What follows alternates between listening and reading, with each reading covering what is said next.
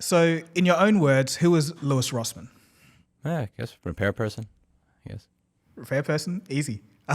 So tell us about your early days and how you got into this business. So I wanted to be a recording engineer. I realized I was horrible at it. I was interning at a recording studio. At that recording studio, there were two distinct cultures. There was the Williamsburg douchebag hipster culture, and that was mostly the assistant engineers and the production assistants, and I didn't really fit in with them very well, and they made it very obvious from the beginning that I did not fit in with them. And then there was the technician culture. It was kind of like the old school New York plumber tradesman kind of culture. They were all, in their late 40s, early 50s, and I seemingly got along with them a lot better. And one of them, I'm never going to forget this. When they were being nice to me, I was asked, like, you guys are really also welcoming. Why? And he's like, well, we noticed that you're the only one of the interns that actually cleans the toilets. I thought that was very interesting. So they, every time I had questions about what wasn't working in any of the studio rooms, they would take 45 minutes out of their day to explain, here's how a transistor works, here's how this works, here's how that works. And I found it fun to work in the tech room. So I started working in the tech room, and instead of going on the recording engineer track, I started going on the, fixing tape machines, fixing, Studio 800s, Neve 8088s, 31102s, LA2As and stuff like that. And I found that fun. Now, that studio was kind of a place where they called the people that were in their late 20s kids. So I realized, I'm 17 years old. I could work here for 10 years and still be considered a kid. So I went back to this other smaller but not so great studio that I was interning at, and I was worked there. And when the end of 2008 happened, he decided to close. So I thought, okay, so I have a session I want to finish. I have no money. I have no place to work. So I need to get a device that works with Logic, and so I bought a broken MacBook on eBay. I didn't know it was broken; it just arrived broken, and the guy gave me a small discount on it. And after he gave me a small discount on it, I got I managed to resell it for a profit of $200 or $300 when I realized I no longer needed it, because that guy wound up getting a different place to work out of. So I have no money. I make no money. And I just made $200 for about 10 minutes of my time. So let me do this again. So eventually, there was this one person that called me. I'm never going to forget. And he said, "Why don't you offer this as a service rather than just buy and resell?" And I said, "There's no way I could do that. What do you mean? All these people are doing the service at $199. I can't compete with that." And then he said, "No, watch this. When you call them, they're going to say it's $199, but when you show up in person, they're going to say that's for the part. When you show up, they're going to say it's $350." I'm like, no way. So I did that, and I recorded their phone call, and then I recorded what they said in person, and then I put it on my website, and I said, all these other places are going to tell you it's this price, but it's not. Here's proof. Here's what's going to happen to you. So I started creating my repair business just based on recording the lies that other businesses were telling that were blatantly obvious at the time, and just saying, here, I'm not going to do that. You don't have to pay until it's done. We'll do it in front of you, stock all my parts. And I had people visiting me in Herald Square Park in New York City, and I had my little extension cord that I was trying to run around the table so they wouldn't see that I illegally plugged it into the park and was using their electricity. And it just kind of snowballed from there. So it was a complete accident. One of the things I've said is it's very easy to do 12 or 16 hours a day of work. It's very hard to figure out what direction to do that work. And for me, this was all a complete accident. Yeah, it sounds like it was extremely organic, which, that's a great thing. And I think, obviously, you had the knack for it, so it worked out, definitely. But I do have a question for you. So for those people out there who don't know, what would you describe right to repair as, and what does it mean? For me, right to repair means that you have the ability to prepare your own products. It means that the manufacturers are not putting artificial roadblocks in your way of being able to do that. Right to repair is not, because there was a propagandistic interview that came out with Marques Brownlee recently, who just didn't ask any critical questions on any of this stuff, where Apple was responding saying, we want to make devices that have better longevity, and we also want to make devices that are portable and people that want to use. And there's this misconception that right to repair means that I want to have a cell phone that's the size of what Gordon Gekko was using in the movie Wall Street. And that's not really what it's about. Right to repair is about manufacturers not putting intentional barriers between you and your ability to do your job. So, for instance, the manufacturer not telling a parts company that would completely be able to sell you a part, don't sell to any of these guys. That would be something that right to repair would advocate for. Or, for instance, a PDF manual being available that says, here's what the name of this chip and here's how this is interconnected are. Like we used to get in the old days when you bought something and it showed up with the manuals. Not making something like that available. That's the type of thing that right to repair would advocate to change. So right to repair is you should have the ability to repair your own product, and the manufacturer should not be putting intentional roadblocks in your way of doing so. It's an interesting concept that we've kind of gone down this road very gradually of just losing the power over the stuff that we buy. Like we don't actually, it becomes increasingly hard to repair something, but also sometimes, when it comes to software updates, we have no control over what gets updated, and things get broken or changed around. There's nothing we can do about it. And it seems like we're just kind of tumbling down this road. But I do want to ask you something specifically on Apple, but I know other companies are starting or have started to do it. But this whole concept of parts pairing, for people who don't know what that is, could you describe that, and what kind of issues can something like that cause? Well, there's two distinct issues here, and I've had people that are like more on the engineering side kind of like really dig into this, and the reason that I haven't dug into the difference between these two distinct terms is because for the end user it winds up having the same result. So the first is parts pairing, where a part will have a serial number, and the device will check the serial number of that part, and if it has changed, it'll say even if that is a perfectly compatible part, even if you have taken that part out of another device that you just purchased new for $2,000, something about that won't work properly, and that's something that's obviously bad for many people. It's one thing when the manufacturer will not make parts available to you. It's another when you're like, fine, F it. I will go to a dumpster and try to find a broken device that somebody threw away, and that doesn't even work. That's very annoying and very wasteful. The second is calibration. So there are certain parts where the tolerances are such that they have to be calibrated, and if the part is not, it's not parts pairing per se, it's that this part is not calibrated. So when it is not calibrated and you put a new one in, because of the tight tolerances, it may not work as well. To me, these are a distinction without a difference, because if the manufacturer does not make the calibration tool available to the user or a third-party repair shop, it doesn't really matter to you if it's parts pairing or calibration. The end user simply sees, I've installed a new part, this doesn't work, and the manufacturer is not helping me. So the reason that I haven't really created a distinction much in my videos between calibration and parts pairing is 99% of the time that we're mentioning calibration, nobody's making the tools available to do it to you anyway. And they're not, there's not a manual saying here's how you do it. There's not information out there on how to do it. And even if there was, you usually wouldn't get access to it anyway. To touch on the concept of this whole calibration thing, why would a company do that? Is it literally because of tolerances and that's just how it is? Or is this one of those things where it's kind of physically stopping a consumer from being able to easily repair their product? I think that calibration has its points. I mean, I'm not going to give a good example here. I like to say I don't know when I don't know something. But I do remember back in the day with the iPhone 4. I remember if somebody laid up 10 iPhone 4s in front of me, it was very obvious that they used 3 different screen manufacturers. I forget exactly what it was. I think it was like LG, Sharp, and somebody else. But you could kind of tell, even with if you had like, let's say an A1181 MacBook, like back in the day, you had the LG screen, LP133X1 that would look blue. You had a Samsung LTN133AT01 that would look kind of yellow. You could usually see the difference in some of these things. So I could imagine why a manufacturer would want to use calibration tools to try and kind of like bring these things together. So after I would install a customer screen, I would go through the menu, try to calibrate it so it looked exactly the way the original did. But you have parts that are going to look different, they're going to feel different, and as things get newer, I imagine this gets more and more difficult. The thing is, you should have the calibration tool available to you. I don't even think it's something that you should be downloading off the manufacturer's website. If you purchase the device and there's a part that needs to be replaced on a regular basis, you used to get discs with things. Like even this piece of crap printer that I have here, like it comes with a tiny, I'm never going to use it because it's a CD-ROM, but it comes with a CD-ROM. So if I do not have access to the internet, I could set up my printer in case I don't have drivers for it. This used to be a normal thing. So I don't think calibration in and of itself is a bad thing. I have no problem with it. It's just make the tool available to the user. Even parts pairing. I have no problem with parts pairing if you make the tool to do that available to the person who purchased the product. Because if they don't make it available to you, do you actually own it? Could you give some examples of parts pairing? So, like say in the iPhone, or if anything's going on in MacBooks. I think that would just be good to clarify for some people. Sure. For an iPhone, like, a battery or a screen, stuff like that. And here's the interesting thing, because people, what they'll say is, well, I want the right to know. I have the right to know if this device had a battery swapped in it. I want to know that. But the interesting thing here is that Apple, they say they care about making repairs more safe, and that it is really unsafe to repair a battery in a phone. Like, it could explode or anything like that. The thing that's weird here is that you've created an incentive structure for a technician to now perform a soldering repair on a battery because he has to take the chip off of the old one. Because you see people doing this in the early days. They were taking the chip off of the old one and putting it onto the new one so that the phone would think it's the same battery.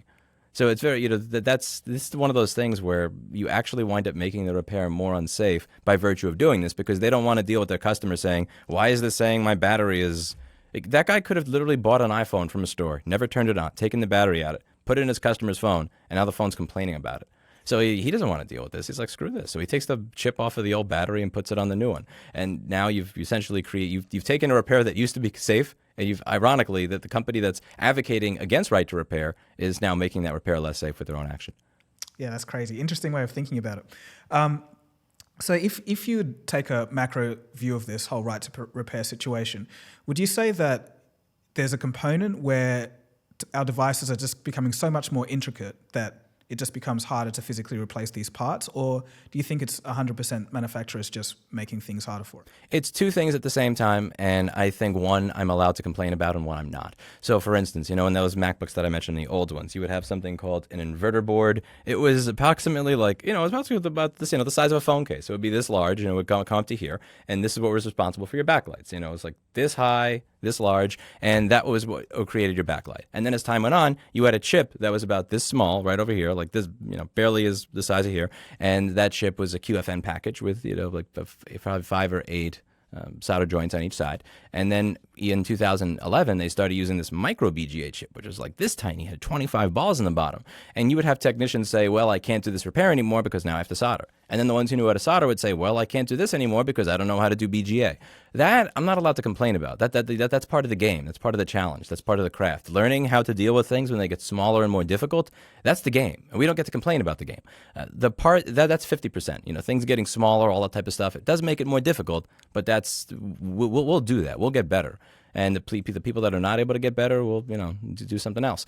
The second part is the parts not being available. I'll replace a chip that's the size of a human hair if it gets down to that at some point. I'll get the equipment to do that. It's when that chip is when it's a chip that we cannot purchase. It's when we go to to Rochester Electronics and say, I'd like to buy 100,000 of this chip. Tell me what the price is. I'll wire you the money. I expect no customer service. I will never complain. And hopefully you, on the honor system, you'll send me the chips after I send you the money. They'll say we're not allowed to sell this to you. We'd like to, but we're not allowed to. It's restricted. That's the part where the restrictions are things that I push back against, because it's not the manufacturer's job to coddle me into being able to do my job. If they make they're making devices smaller and more complicated so that the end user can have a better device. A device where the backlight driver is this small instead of this large. It's not only better for the user because they get a slimmer device, it's also more energy efficient, and it doesn't die as often. LED drivers almost never die. Inverter boards died all the time because they were just older technology. It wasn't as good. It wasn't as reliable. I want end users to have devices that are slim. I want them to have devices that are energy efficient. I want them to have devices that advance, and that means that we have to keep up with the technology. But keeping up with the technology really it's not the problem, and a lot of manufacturers have just been trying to muddle the waters there and claim, well, we've learned how to make things more reliable, and we've learned how to make. Don't you like your phone being thin? That's why you can't have stuff that's repairable. It's complete and utter bullshit. There's two options, but just in that last sentence, I think it was the LG G5 in 2016 that was still pretty sleek and slim, but you could completely remove the battery. And yeah, like stuff like that, people say like, oh, you lose water resistance and whatnot, but that's not necessarily true. And the second thing is, I just wanted to ask, with how you're talking about how some of the parts from these manufacturers become unavailable or restricted, and they're not allowed to sell that to you. Why do you think that's happening? There's a number of different reasons it could be the case. If I were to be as generous to the manufacturers as possible, which also admittedly is kind of depressing on the world stage as possible. If I were to be as generous to them as possible, I would imagine that we simply do not have the capacity to make enough for you and enough for us. That the way that the way that we've got the S&P like from 200 to 550 or whatever the hell it is now is by finding new ways to save as much money as humanly possible. So like there was this one person, he was a vice president of sales at Intercell a long time ago, and he was telling me what most likely happens when you're getting parts, you're getting screens, is that a manufacturer that's selling, let's say a manufacturer's broker will wind up the manufacturer will wind up being told like we need 15,000 of this today, and then at the end of the day they'll say never mind, we need 14,000, and they're producing a certain amount a day, and the 1,000 that don't get used wind up getting sold to a broker that then winds up selling it to me. Now if you told them make me 15,000 but you only needed 14,000, like there's this, it's not, even though they're not buying it, there's some sort of waste there with the manufacturer. The manufacturer may charge you more money at this particular point in time as a result of you asking them to do one thing and then you needed another. Like it's very small. It's a really small inefficiency. But those types of really small inefficiencies are the things that allow spare parts to be available to somebody like me. And if you solve those inefficiencies, you can then, beat down your parts vendor to get them to get a better price and then make the process more efficient. But it also means that I don't get access to spare parts.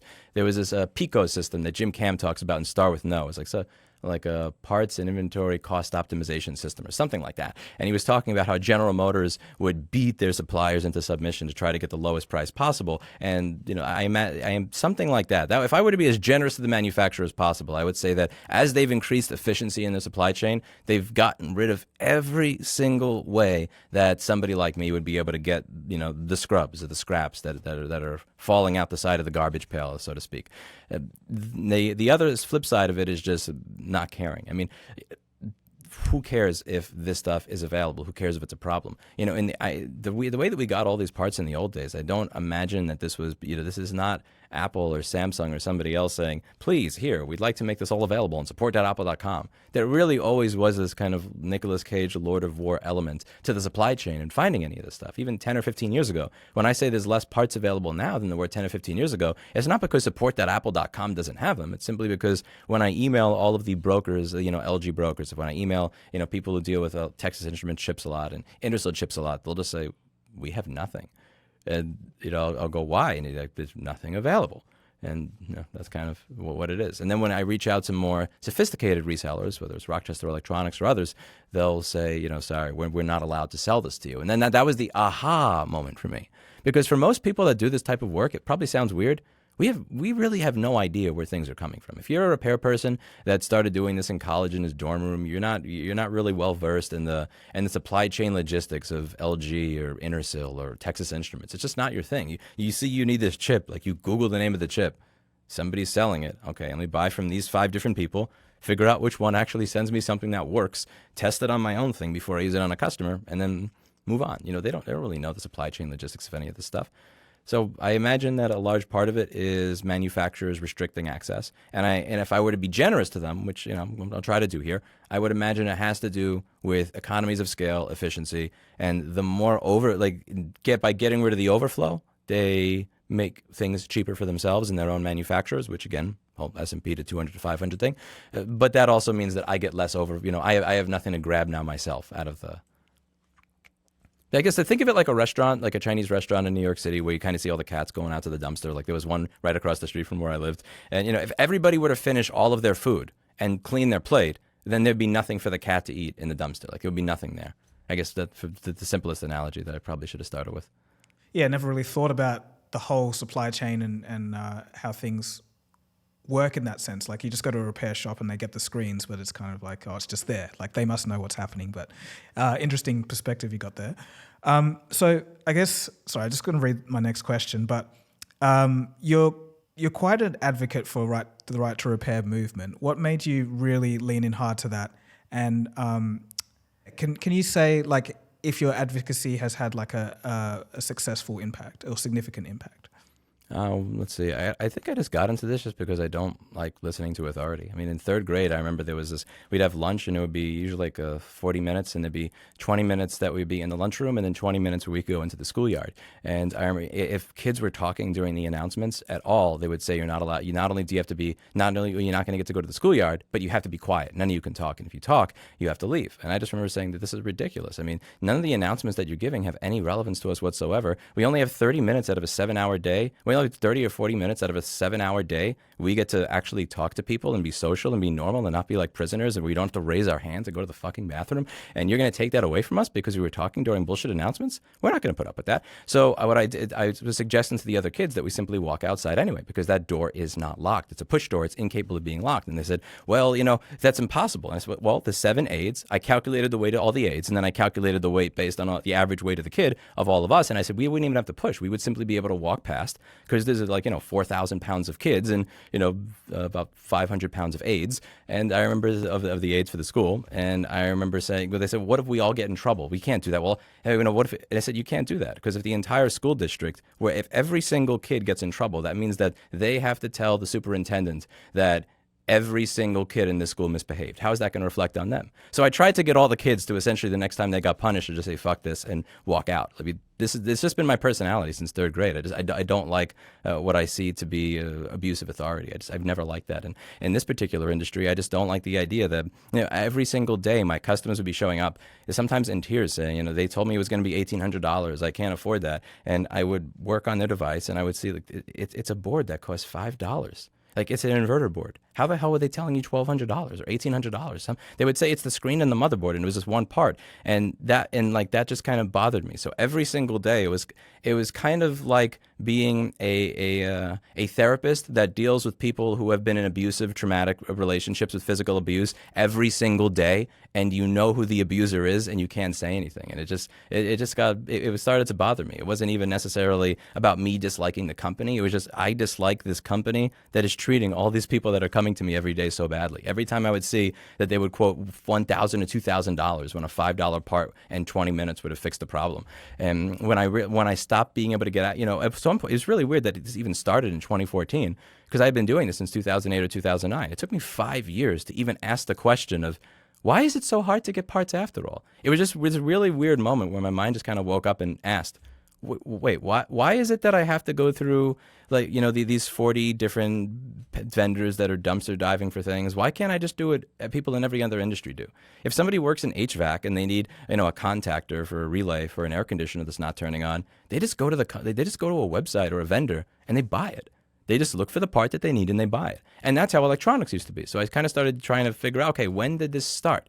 And then when I realized, over the past 10 or 15 years, almost every electronics manufacturer just slowly started going back on the standard of this stuff being available, that's when I started talking about it more often. In terms of whether this activism has had any success, they think there's 2 ways to measure it. There's 3 ways. Legally, culturally, and do we actually have access to stuff? Do we actually have access to stuff? No, I'm not at all. There are nonprofits out there where they'll take pictures with kids that they've helped out with a thumbs up, and they do that for their impact reports so that they could keep getting donations. And I can't BS my audience. When it comes to whether stuff is available, less stuff is available now than when I started doing this 10 years ago, which is very depressing. I've said in some of my videos, I feel like I've lost. I feel like I've failed my audience, and I've apologized to them for doing that.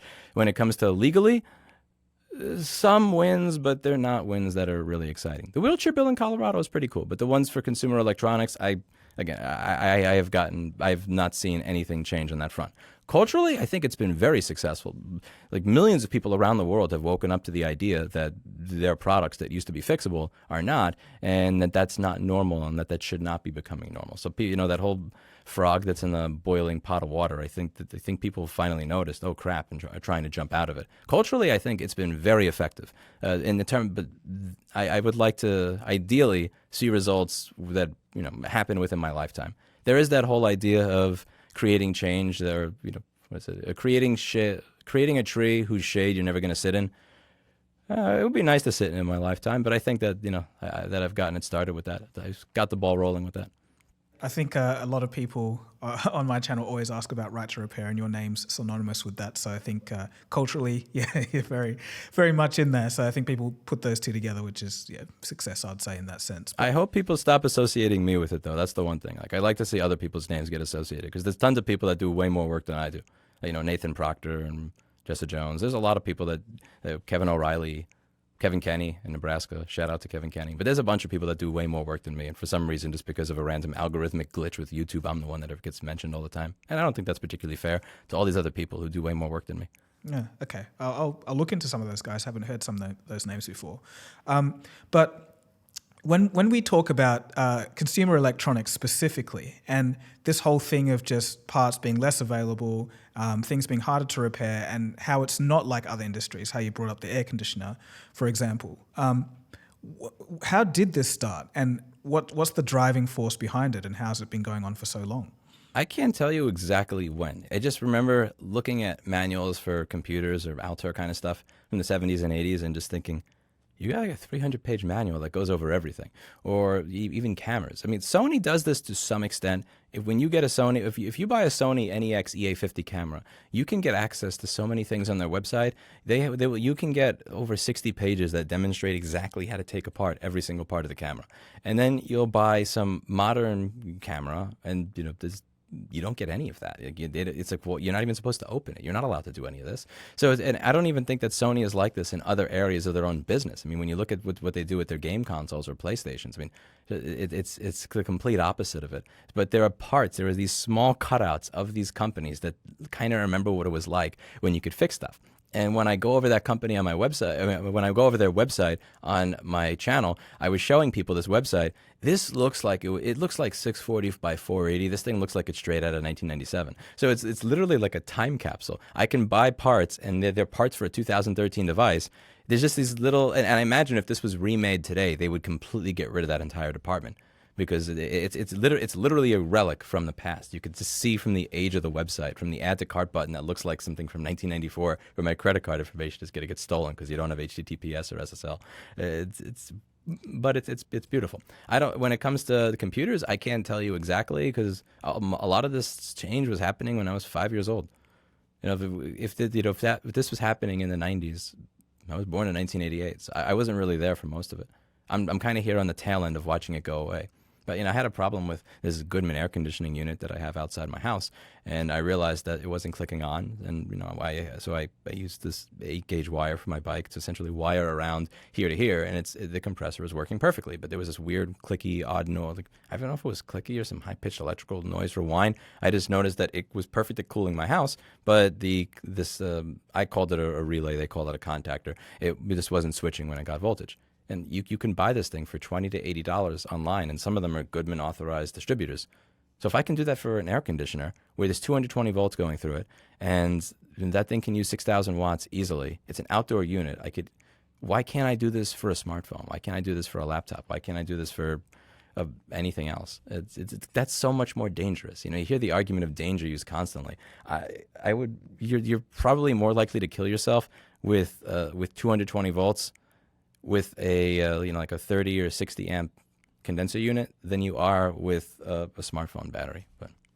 But what about this other thing that's going on, this other trend where you have kind of like a pay-to-play system where, you buy a certain thing and you think you've got all the features that you should have, but then you kind of have to pay to unlock more features. Like, for example, that famous case of the BMW car that was going to come out where you had to pay for heated seating when you already purchased the vehicle. Luckily they backed away from that, but you can see it's a kind of trend that's kind of going on with these companies. What do you think about that? It's going to annoy a lot of people. I know they have this argument of, well, I paid for the car already, and I'm not going to have a car where I have all the hardware for heated seats because I already paid for it, but you're not making it available to me. And the car manufacturer will say, technically, it is cheaper for us to put this in every car than it is to have separate production lines where we don't. So it's real, this allows us to make the car cheaper for you. Essentially, it lowers their manufacturing costs, but I think and that's probably true. It does lower the manufacturer's manufacturing costs. So it makes sense to them to put that in every car. However, if they need to be able to extract money out of you for these features, that's what they've done throughout the years. Even in the 70s, you would have cars with different packages that had different things. This one has the cooler wheels, this one has the nicer interior, this one has whatever features on it that the other one doesn't. They want to be able to extract more money, but they also want to decrease their costs. The part that makes it offensive to the consumer is when did the savings come to them? This is happening at the same time that we have market adjustment fees of $5,000 to $10,000. So if you're going to say, well, this actually allows us to make manufacturing cheaper for us, we're not billing you extra for those parts that we're putting in there for the seat heaters, while simultaneously having dealers charge $2,000 to $10,000 in market adjustment fees. That's really bad optics. Two things can be true at the same time, which is this makes manufacturing cheaper for the manufacturer. It probably is cheaper for them to put this additional feature into every car than to only put it into certain cars. Simultaneously, since you are charging $2,000 to $10,000 more, with what is essentially a middle finger fee, no customer is going to take this well, and they are going to want to take you out back and shoot you when they see that their car has features in it that you're going to bill them for monthly when the hardware is already there.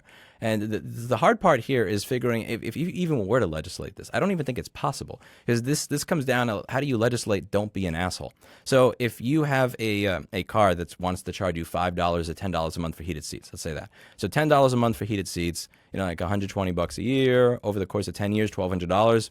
What if they just, okay, you said we are not allowed to have subscriptions for this. What if they just charge you $1,200 more for the car? What if everybody just across the board decided to start doing that? I don't know how you would legislate that. I do think that's one of those things where you have to protest by not buying cars that do that. But every car company now does something like that. There are people that say, well, Ford sucks. You shouldn't buy a Ford. Buy this. So they buy a General Motors. And then you have a General Motors car where they upload all of your data without your consent to GM, who sells it to LexisNexis, who sells it to an insurance company. Well, don't buy that. Buy a Tesla. And God knows all the problems with that. There's, every single car company kind of does something like that. So it's really hard to have a protest vote where I'm going to buy from the ethical car company. Good luck with that.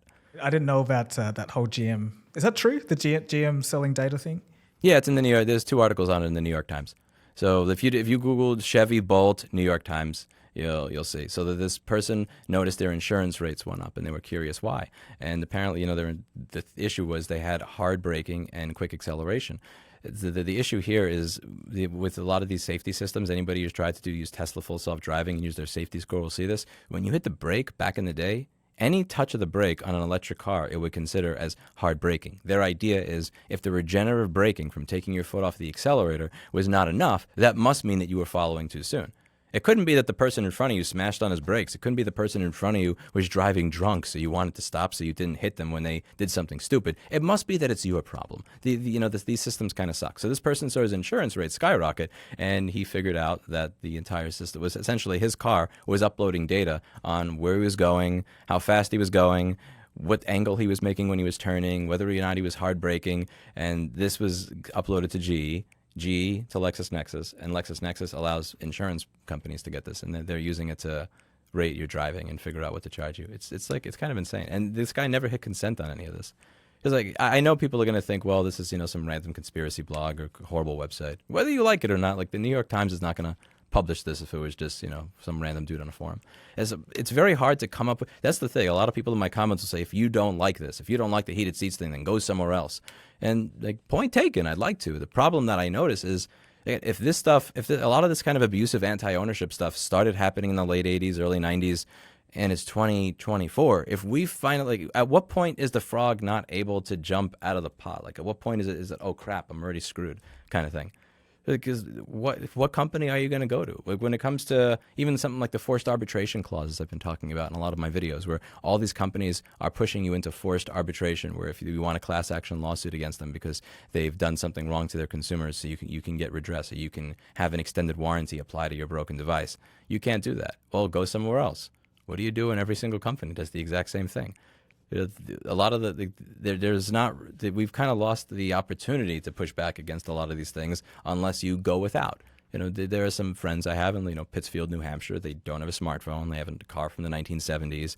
They don't even though there's some home insurance providers that want you to put in a smart water meter or they won't insure your house. So he said, okay, I'm just not going to have home insurance. I don't want a smart water meter. There are people that will do that. It's just most of the general public does not want to do that just in order to push back and protest against these things. But there are people out there that would just say, I'm not putting up with any of this at all altogether.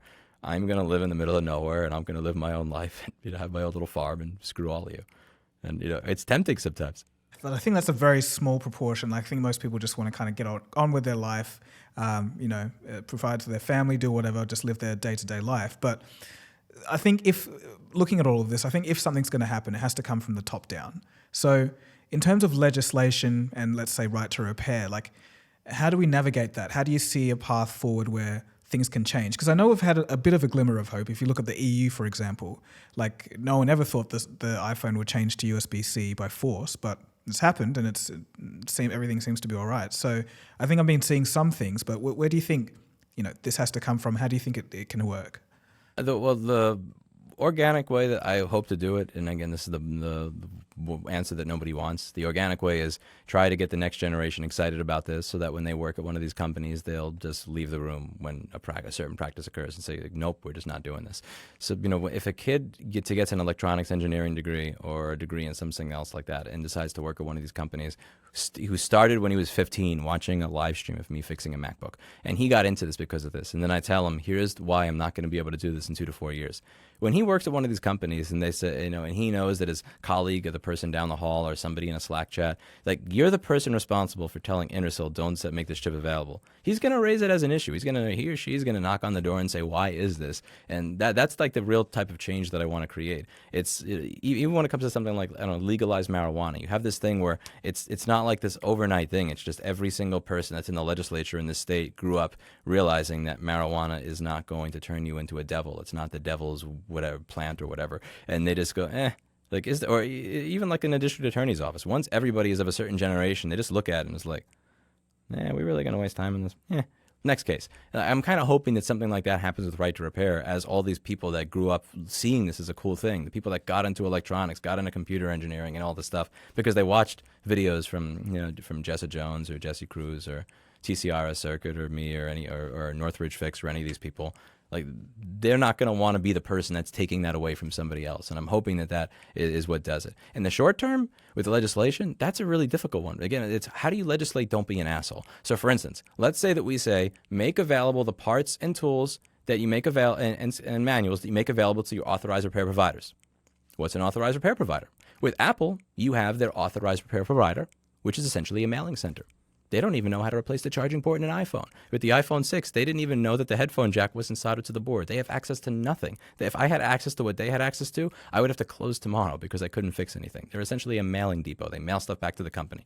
Now, they also do refurbishing. So during the 2011 MacBook Pro GPU crisis, where they had to have, with a class action lawsuit resulted in them having to fix all those boards for free under warranty, they were doing actual chip rework. They were replacing a 900 plus ball BGA chip, doing motherboard component level repair. I want access to what that guy has access to. I don't want access to the Apple mailing center depot bullshit that doesn't give me access to anything. But when the law is written, they could just say, well, we're going to give you access to what the authorized repair center gets access to. It's like, no, okay, what is an authorized repair center? Is it that person or is it this person? There are so many ways to get around this. They could say, well, that's not our authorized repair provider. That's our reverse logistics center or something. I'm very curious to see how this works because a lot of these laws in America that have just got passed, whether it's the New York State right to repair bill, the Minnesota one, or the California one, like they take some time to go into effect, and when they do, I'm going to be knocking on their door saying, I want access to what that guy has. And I would love to see what they say at that point. I don't know yet. I have my cynicism at this point because every time I've thought that there's been progress, we've been screwed. But I'd like to see what happens. But I imagine that the next hurdle to jump over is that most of the manufacturers, authorized repair providers, they don't fix stuff. They replace everything. Like, you have a nick in your screen. We're going to replace the hinges and the Wi-Fi antenna and the camera and the back cover and the fingerprint sensor. They're going to replace everything rather than just replace the screen. If you have a problem with your motherboard, you're not going to replace a chip. You're going to replace everything. So I think that's the part that's going to be difficult. That whole replacement of all the components instead of just like one little bit, is it because they can't be bothered to, fix that one chip that's gone bad or blown up or whatever? Or is it just, to do with that integration problem again, where everything's become so miniaturized and it's just hard? They don't want to teach people how to do all that stuff, and I understand. It's a pain in the ass. I've trained employees that barely had a high school diploma on how to do this from scratch. It's much easier to train somebody, take 4 screw out, put 4 screw in, give back to customer. It's easier to train people on that across the country than it is board level repair. I don't have a problem with that. The problem that I have is not when you say you don't want to do it. It's when you say we're going to make sure nobody can do it. That's where the problem steps in. And so if I was able to get, I don't care. This is a misconception where people will say that I'm bothered by the fact that the manufacturer won't fix these things for the customer. That's somewhat, but that's not what bothers me. It's when the manufacturer used to tell my customers, I'm never going to forget this back in 2013. If they told this one woman, if somebody tells you they could fix this without replacing it, they're scamming you. Like, are you serious? We already had enough reasons to not be trusted because, now the trust level in unauthorized repair in 2024 is very different from 2008 to 2012. Back then, people acted like, they looked like they were walking into a drug deal. They felt like they were like somebody was going to jump up behind them and hit them over the head, or, Ashton Kutcher was going to come out from behind a tree and yell punked or something. They were expecting something bad to happen. So the fact that the manufacturer was going out of their way to tell a customer, if somebody says they can do this, they're scamming you, it's like, who the fuck are you? Like that's the problem that I have. It's not that you don't do the work. It's that that was where a lot of where the salt came from in the early days in 2013 and 2014. If you're going to say that I'm scamming for doing this work, I'm going to show the world that I can do it. I'm going to show them that you're wrong.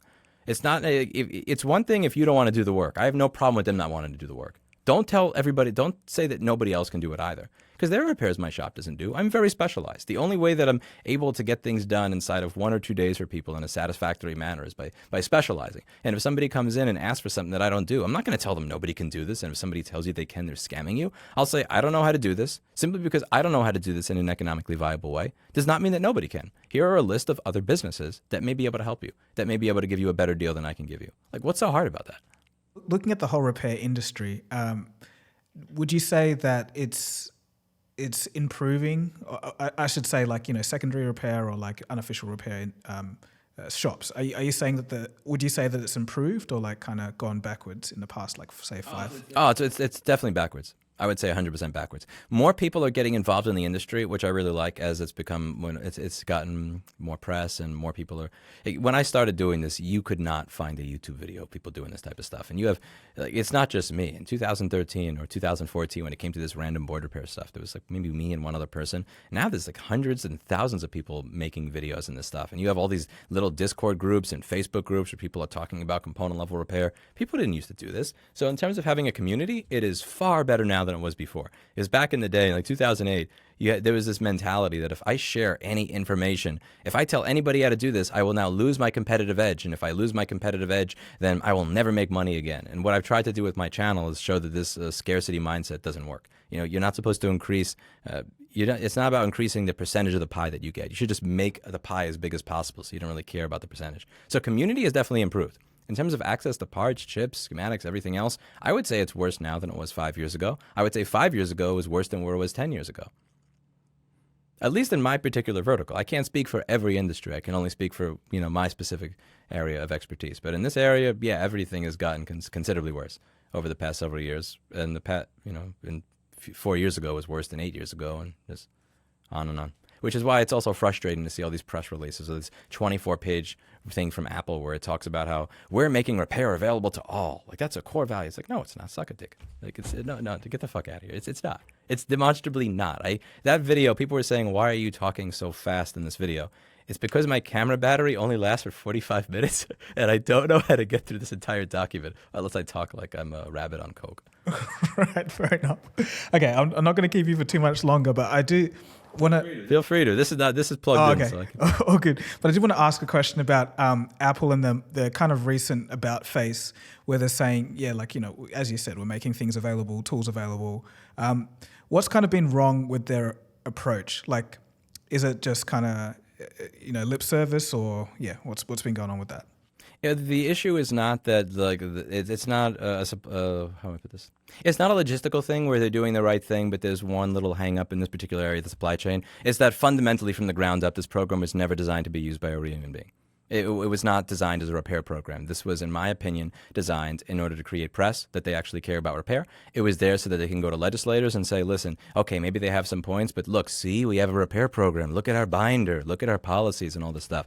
Or for them to be able to say, look, we created it and nobody signed up. I guess they don't really care about this after all. It's kind of like when your kid just, keeps yelling and yelling, I want Oreos, I want Oreos, I want Oreos. And you go to the one grocery store that's open until 2 a.m. and you get him the Oreos and you come home and he's like, I'm not hungry anymore. It's like, what the they're trying to make us look stupid. They're trying to make us look petty, in my opinion. It's one of those three things. Because when you look at this prepare program, if you just look at what it was like when IRP came out, you were not allowed to stock parts. When a customer came into the store, what you were supposed to do in the beginning, this has changed, but in the beginning, you were supposed to take down the information on their product, take in their info, their phone number, their address, their name, which, by the way, they're the ones saying that they care so much about data privacy and security. But in their program, I have to collect all this information on you that I don't have to collect if you're just my normal customer. Feel free to be anonymous.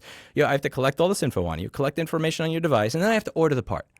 So if you're an independent repair center, I believe in stocking parts. I would have hundreds of thousands of dollars of parts in my store for every single item that I worked on. So regardless of what was wrong with it, I could get that thing done in 20 minutes. Now I have to buy a part and wait a week or 2 to 4 days for it to show up. Who's going to wait a few days for a battery on a smartphone? That's insane. So when you just look at little things like that, nobody was in that room that was thinking about how to make this a repair program that actually works. I don't even believe that somebody thinking about repair was involved in the creation of these programs. I would imagine that this is just something that was made up by a group of people that wanted to be able to show legislators or impact reports, look, we're creating a repair program. When it comes to parts that are available in the program, all I can get are, again, the parts that you can get as an authorized repair center. I can't buy the screen by itself for $38 to $150. I have to buy the display assembly for $300 to $800. My customers come to me because they want to go to the guy that's replacing just the part that's broken. They don't want me to replace the entire motherboard. They want me to replace the chip. They don't want me to replace the screen assembly. They want me to replace the screen. They don't want me to replace their top case. They want me to replace their keyboard. People come to these types of small repair shops because we fix the thing that's broken. We don't replace the $3,000 condenser unit from my air conditioner. We replace the $50 contact relay, and the HVAC guy will charge me $100 or $200 for the visit. That's the point. This program does not make many of those parts available. It requires that we sign a very restrictive NDA, which is why there are many people that I've spoken to that told me things that I really wish I could say on camera, but I can't because we promise not to talk about some certain even worse elements of the program. You wouldn't have people signing. I don't make my customers sign an NDA when they get a repair from me. I sell parts in store.rossmanngroup.com. My customers don't have to sign an NDA. It's not kosher. It's not a good agreement. Nothing in that program is designed for anybody to actually use it. It wasn't made for repair people. You can't get schematics. You get a manual that says, here's how you take the bottom off of the computer. I know how to take the 8 screws off of the bottom of the fucking computer. I don't need the manufacturer to tell me that. When we say schematics, diagrams, manuals, I'm not talking about something that tells me, here's how you unplug the battery. I know how to do that. We're talking about board schematics. We're talking about board views. It doesn't make any of that available. It will be hard to imagine that coming back into vogue, but maybe one day. Closing off here, or coming towards the end of the conversation, for those consumers out there who'd want to support the right to repair movement, what advice would you give them? I would say let the manufacturer know. The more that they hear from people, this is why I don't want to buy your next generation of product. I've had this experience. I think that kind of pushback would do something. I would like to say, well, don't buy this, but the problem is, as I said, you're at a point where 15 or 30 years ago, I think that you could do that. Now, by not doing that, you're kind of opting out of modern society, which, as you said, most people don't want to do that. They don't want to be like my friend in Pittsfield, New Hampshire, that lives completely off the grid and doesn't have a phone or anything like that. They want to be able to take part in normal society. So I would say push back against manufacturers. And if you're one of the people that started watching stuff like this, or you were watching Dave Jones at EEV blog or something, and you got into engineering and you started working at these companies as a result of watching all of us, when you start working at these companies, push back a little bit. You have a lot more power than you think you do. Even with the people that I know in my own lives, I tell them constantly with their own issues, walk into a C-level executive's office and say, well, what if this happens? What if that happens? And okay, what if you live a boring, miserable, aggravating life as a result of not taking risks? Take a little bit of risk. Push back. If you work at the company, ask why things are done this way. Talk to your coworkers. See if you get them interested in figuring out why things are done that way and whether or not they're open to pushing back. Maybe it doesn't work, but at least you know that you tried. Always poke. Be like me when I was in 3rd grade and try to get all the kids to run out in the schoolyard by telling them that they could get away with it. I guess it's one thing to, start working at one of these companies and push back. But what do you think about the whole other thing that's kind of starting to happen, like companies like Framework, for example, and Fairphone, even though that didn't go that well, that try to kind of just from the ground up try and make things replaceable and user-friendly in that way? I think that they may be falling into the Firefox trap of, we have choices, but it's like the 1 to 3% market share kind of thing. I like what Framework is doing. They're doing good things. At the same time, they have to have you have to sign an NDA to get access to a board schematic. I imagine you have to sign an NDA to get access to a board schematic because that board is a design that may or may not be a design that was created by a company that creates them for others, that restricts them in some way, shape, or form. So while I like what they're doing, they're trying their best to do a great thing. There's 2 things. things there, which is the problem that you always deal with in open source, which is I want to have something that treats me better. Therefore, I'm going to have to deal with less options. When you go to Dell or Lenovo or HP or Acer, you have 50 different options for exactly the type of computer you want. When you go to Framework, you kind of have like one or two because they don't have the money of those companies. And secondly, the issue that I think you may run into is simply the fact that I have to sign an NDA to get access to a schematic. I'm not going to blame Nirav for it. He's a cool guy. It's just I understand why it's the case, but that's because they don't have control over every aspect of the chain in the same way that Apple does. Apple could berate if they wanted to make schematics available. Apple is not going to be in a position where they have to ask nicely to somebody or negotiate or say, okay, fine, if you make the end user sign an NDA, then we'll allow you to do it. Because they're vertically integrated. They own their entire supply chain for the most part. There are companies like Framework. I like what they're doing, but I think that I want to see them succeed more. But again, they're not going to be able to offer as many choices to the consumer because they're playing catch up. They don't have the money that Dell, Acer, HP, or Lenovo do, and also they're not going to be as vertically integrated in the supply chain to be able to. They're doing their best, and I really appreciate the work that they're doing. It's awesome. But like you said, also, I'm just curious. I know that you're asking me questions. But when you said the Fairphone didn't work out so well, what, from your view, kind of didn't work out well with them? I saw a report about market share. It kind of was missing targets, I'm pretty sure. But yeah, that's about it. Yeah, and the ironic thing is that let's say you do get a schematic for the ironic thing is what makes a device really fixable in many ways is it's not just the schematics and all the parts being available, it's the popularity of it. So if, let's say, Framework did not make parts available, right? Let's say that they went the Apple route. I would never be able to fix their products. I would be more able to fix Apple products than Framework if Framework decided to be assholes and not make things available by nature of the fact that there's so many available. Because there are so many Apple products available, there is so much demand for some guy to go through a dumpster and find every single thing that goes into it. There was so much demand for somebody like me to stay up until 4 a.m. for 3 years in a row before I started doing board repair videos just to try and figure it out and show other people. So when you have a product that's niche, that has that 1 to 3% market share, even if, let's say you have a schematic in a board view, right?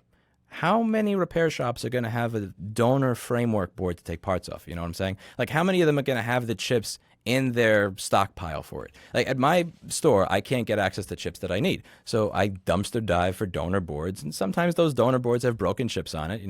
Very often the reason that a board was thrown away is because the charging IC that I need didn't work on that board. But if I have a stack of 78 of them that I bought, then one of them will have the thing on it that I need, and it's worth it for me to buy 78 of them because I know I'm going to see that product 30 times a day. If it's a product that has a 1 to 3% market share where I'm not going to see that product more than once a year, is it really worth it to me to stock up on parts for it? And if I can't stock up on parts for it, then that means that I have to order things one at a time. If I have to order things one at a time because that is a very, very niche product, then that means that my customer has to wait every time I want to order a part. You got to wait 3 days. Oh, never mind. That wasn't what's wrong with it. I think it's this thing. Okay. Oh, never mind. That wasn't that. I have to wait another 3 days. Who wants to deal with that type of repair experience? So I love what Framework's doing, and I love the fact that they're trying and they have their heart in the right place. They're good people. I've spoken to people at that company. I wouldn't be saying, I don't do this lightly. I haven't had a single sponsor in 13 years. They are very, very good people. At the same time, I feel like they are really fighting this ridiculously uphill battle, which is it's a very tough thing to do. Because I'm just thinking about this myself. Like, I have access to the schematics and the board views. If somebody brought me a Framework, they probably have a slower repair than they get with a MacBook because I don't have every chip for it in my store. And why would I buy every single chip for it when I see this product one or two times a year?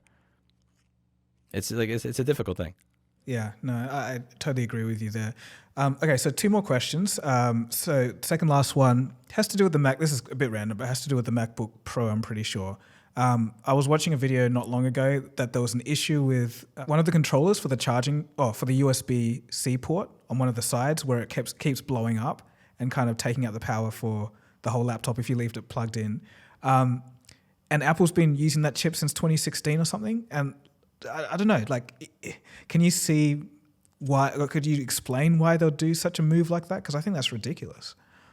So yeah, I think you're talking about the CD3215. They started using that in 2016. Before that, in the A1534 with the 8200045 board, there was something like 13 chips that made up the USB-C muxing circuit. So USB-C muxing means you have a USB-C port. It's kind of, Zefrank has these videos on biology that I love. They're amazing. He has a video on some sort of sea turtle or something, and it has this orifice called a cloaca. It's a multi-purpose orifice, and he said he was joking in some way and saying like, you can use this for eating, breathing, pooping, pretty much multi-purpose orifice. And a USB-C port is, as Frank said, a multi-purpose orifice. You use this for charging. You take power in, putting power out. HDMI, DisplayPort, drives, data, you use this for everything. So it's a very, very complicated thing. And if you look at the schematic for an A1534, which is that 12-inch piece of shit MacBook that dies all the time from 2015, you'll see that the USB-C muxing circuit in there, it's like 10 or 13 different chips. It's very, very complicated, and there's a lot of points of failure there. So in 2016, they did what, in my opinion, is a very good thing. Instead of having 10 or 13 chips for one port, let's make it one chip. Or two chips. And that's what they did with the CD3215. I think that was a step in the right direction because it's less points of failure there. It's less random things that can go wrong. And it was also more reliable than the older one. Now, the problem there is if one of them dies, they all die. Now, sometimes it's an issue of it shorting to ground. And okay, if you have a short to ground on a main power rail, there's not really much that that's going to be difficult to deal with. If you have if one of those chips has a short to ground and it shorts the power rail powering it to ground, I get it. But what if it's just an issue with communication? What if it's just dead for some other reason? It's very interesting that when it's dead for a reason like communication, that every other one of the USB-C ports will not work. They all need to work. If I remove one of the, because this is how you could see it, the silliness of it. Let's say you have 4 charging ports. If I remove one of those chips, the rest won't work. It's not even about them being damaged. If one of them just simply isn't communicating properly, the other 3 won't work. So that is, it's not the. I've had a lot to say on my channel about the design of Apple products and whether or not I think that they are really designed for longevity, as certain propagandists have said recently. But I am not I could talk for like 5 hours on that part. The part that gets difficult is that buying a CD3215, which is the charging chip they used from 2017 through 18, very easy.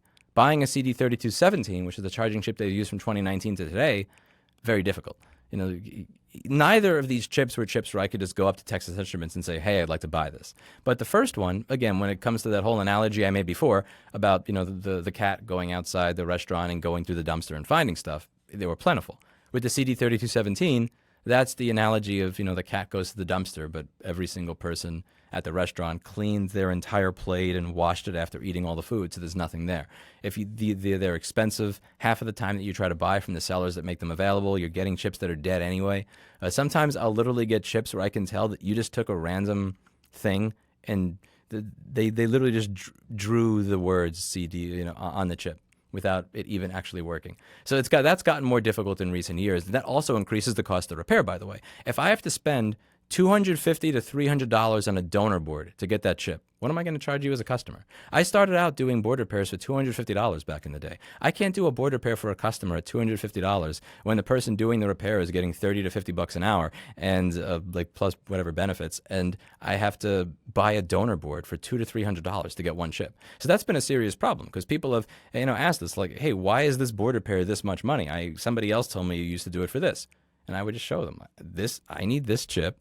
I need to buy this donor board that costs $300 to get this chip, and that really kind of sucks. It's gotten slightly better recently. We finally found vendors that will sell them where at least half of the spool that we get will work. But in that time period, in that interim where we're kind of wandering around in the dark trying to figure out where do we get this, it's not good for consumers and it's not good for us either. Okay, so last question. I just wanted to know if you had any comments on the whole industry as a whole, or right to repair, or anything else that you wanted to say. Any final comments? Yeah, the thing that I would say is if you want to get people involved, you want to get people excited about it, don't do bumper sticker activism, don't lecture people, don't tell them that they're bad. The way I've tried to get people involved in this particularly is the 3 ways are, hey, if I show you how I'm doing the work and you find it entertaining, great. If you're able to fix something you otherwise weren't able to fix, that means that you get that little kick of dopamine, which makes you excited to do it again. And if I can help somebody make money at their business, or I can help somebody save money through repair, that's going to get them invested. The way you get people to care about issues is you get them personally invested by sharing your joy, not by looking down on them. Like the type of person that's going to say, you're bad, you drive a Ford F-350, you're ruining you're bad. Like that doesn't work. That results in somebody that, rolls coal every single time you drive by in an energy efficient vehicle. It doesn't work. It creates enemies. So try to spread the word and enjoy right to repair by saving somebody money or by getting them to be excited, even if they just do something like make their thermostat work again. Like there's going to be a kick of dopamine when you solve a problem that you didn't know how to solve and you solve the puzzle and it actually works. There's always that little yes. And if you get people to experience that, then you've got people on your side for life. So try to spread the word that way. Don't tell people you're bad, you bought this product, you're bad, you didn't fix this thing, or you're bad because you don't care about repair. You should care about this. Here's why you should. Don't lecture. Try to not lecture people on it. Get them to share in your joy. And if they're getting screwed over by a company, point out what's going on and try to help them out. I think that's a great way to finish. I just wanted to thank you for coming on. I think it's just such a big topic nowadays. I think a lot of people are starting to realize just what's going on, which is only and ultimately a good thing.